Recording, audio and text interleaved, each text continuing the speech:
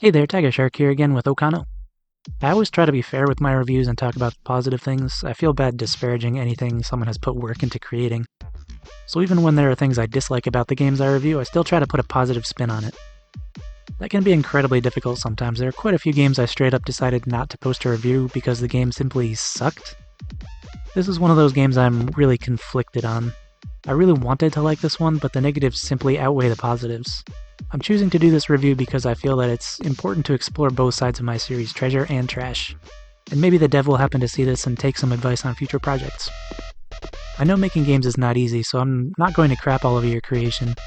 It just could have been so much better. So for this week I played a game called Gray.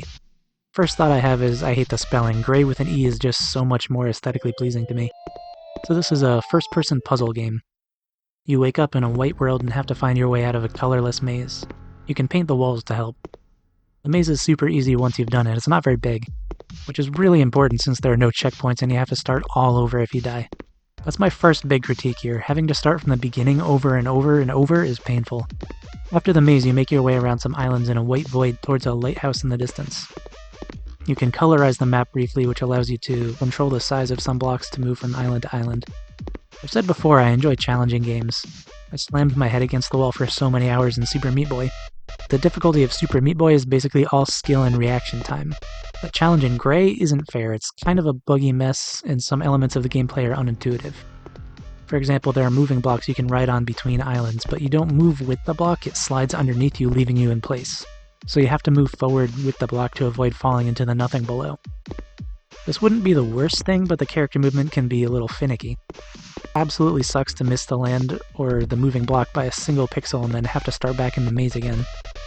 This is incredibly easy to do, and the time limit of the colorizing mechanic just puts the pressure on and makes me rush when I really would rather take my time.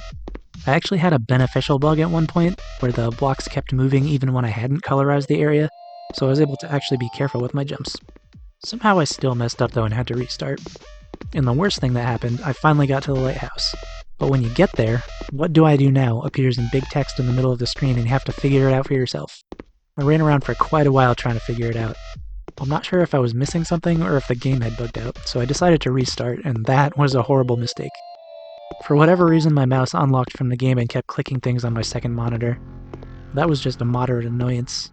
What really broke me and caused me to quit was the fact that I couldn't get back to the lighthouse.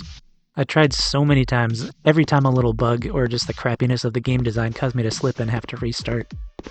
Finally couldn't take it anymore, so I shut the game down and opened this text document to start writing a review. As I said in the beginning, I really wanted to like this game, since I liked the art style and it seemed intriguing. But I guess my curiosity about the lighthouse isn't going to get sated because I'm deleting the game and never going through that again. I also have to mention the music. I was digging it at first, a kind of dubstep electronic dance beat, but it's short and repeats endlessly, accompanied by the constant sound of the character's footsteps. At a certain point, I pulled my headphones off and played in silence. Now, I don't want to just trash the whole thing, so I will talk about some positive elements before I end here. Painting the walls in the maze was an interesting concept. Taking that a step further and adding it to some other parts of the game could be cool. Once you know the maze, though, it's just an annoyance since you end up doing it over and over.